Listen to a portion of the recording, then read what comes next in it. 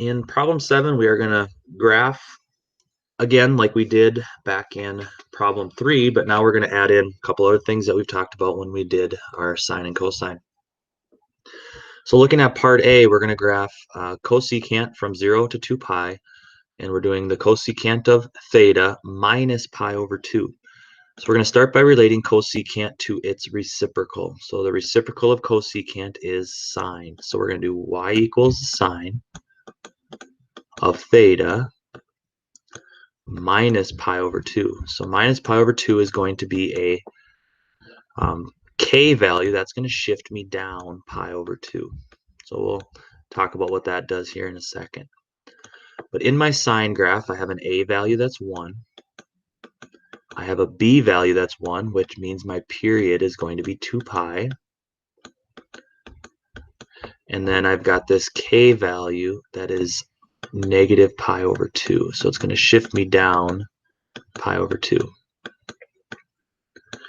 Heading to our theta axis first, we'll graph our intervals, 2 pi. We'll graph where pi is, pi over 2, and 3 pi over 2.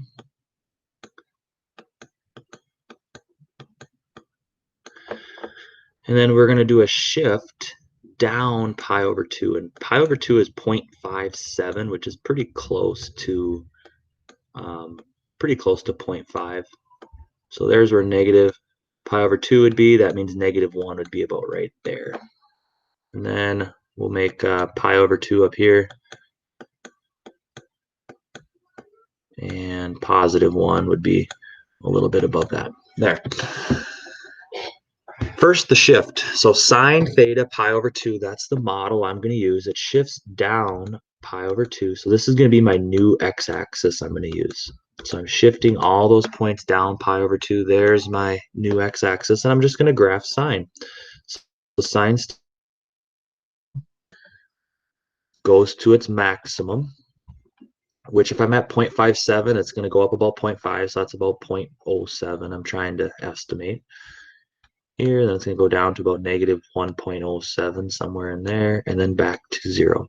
So if I was graphing sine, this would be the shape that it would make. But am I graphing sine? No, I'm graphing cosecant.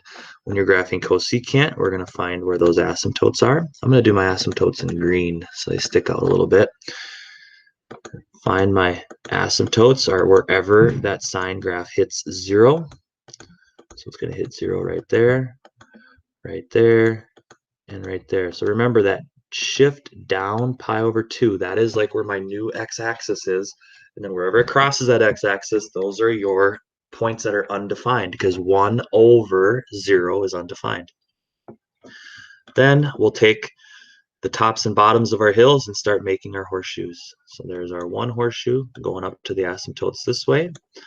And there's our other horseshoe heading to the asymptotes that way. So there would be our cosecant theta minus pi over 2, which I'm using sine to kind of get a picture of where my asymptotes are, where the tops and bottoms of my hills are, where those horseshoes start, and then I can draw my picture. We'll head to secant. So secant is the reciprocal of cosine. So we're going to use cosine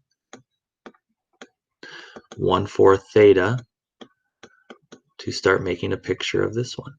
Not 1 over 4 theta, that's 1/4 times theta. A is going to be 1. B is 1/4, so that means my period is going to be 8 pi. So I do 2 pi over B, so 2 pi divided by 1/4 is going to be like 2 pi times 4, which is 8 pi. And no K or H value, no phase shifts. So we are just going to graph our cosine to kind of get a picture of this.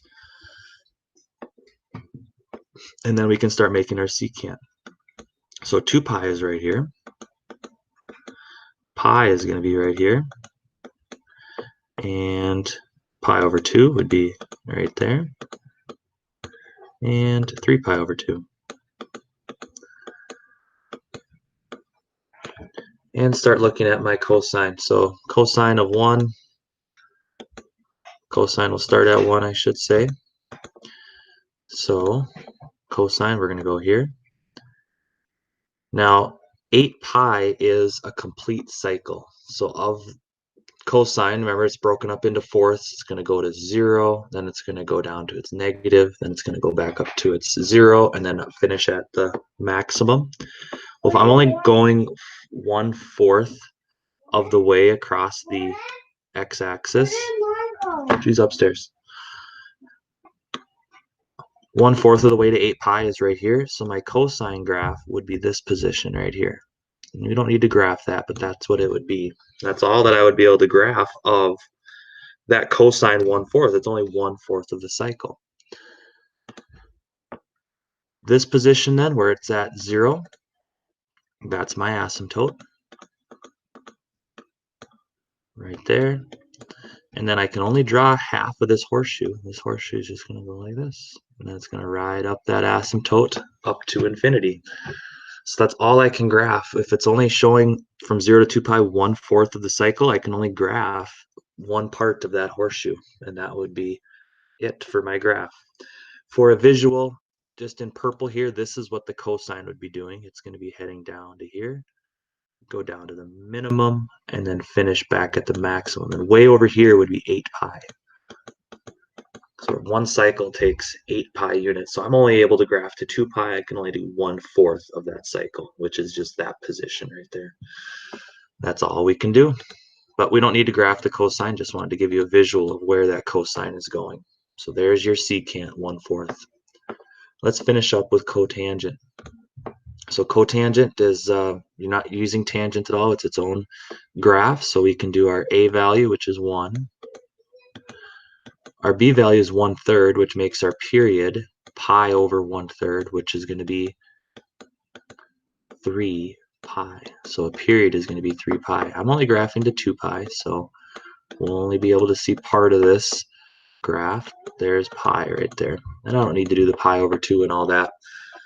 So start by graphing our asymptotes. Cotangent always has an asymptote at 0. 3 pi is my period, so that means that at 3 pi over 2, that's going to be like the middle of that cycle. So half of 3 pi is going to be where the middle of that cycle is.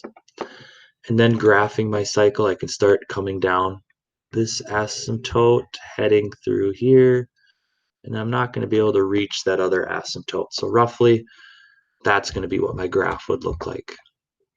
So 3 pi would be all the way out to here. That's where the next asymptote would be. So if I was graphing to 3 pi, then I would start to see the rest of that cotangent curve being graphed. But I'm only going up to 2 pi, so technically you can cut off your graph right there. But if I did go out to 3 pi, there's where my next asymptote would be. And if you want to see a better picture of that, I find Desmos to be very handy, but we can kind of see this is the curve we just drew, 6.28. This is about where 2 pi is right here. So let's see how it kind of cuts off there. But if I went to 3 pi, this is 3 pi right here, about 9. That's going to be one complete cycle. So that was kind of that extension I was drawing on. But since we're only going to 2 pi, we're only going right into here, it kind of cuts your graph off a little bit. So you can see it coming down your first asymptote, but then it's going to cut off right at 2 pi because that's where we're stopping our graph. So I'll leave that picture like so. And if you wanted to graph it out to 3 pi, it would look like that. But if you graphed it just to 2 pi, you would kind of have your graph cut off a little bit. But there's all three of them again. The cosecant, secant model after sine and cosine. Use those to graph, and then you can graph your horseshoes. Cotangent, its own type of graph where the asymptote's always starting at 0, which makes it kind of nice. And then each asymptote occurs one period down the road. That concludes worksheet 13.8. That also concludes our last piece of instruction for Algebra 2 this year. We will continue with reviews next week, and our last quiz will be on Thursday, May 28th, 1 week from today. So hopefully this helps. You can message me if you need extra videos or extra clarification, or if you want to meet live on Google Meet, we can do that as well. We'll see you later.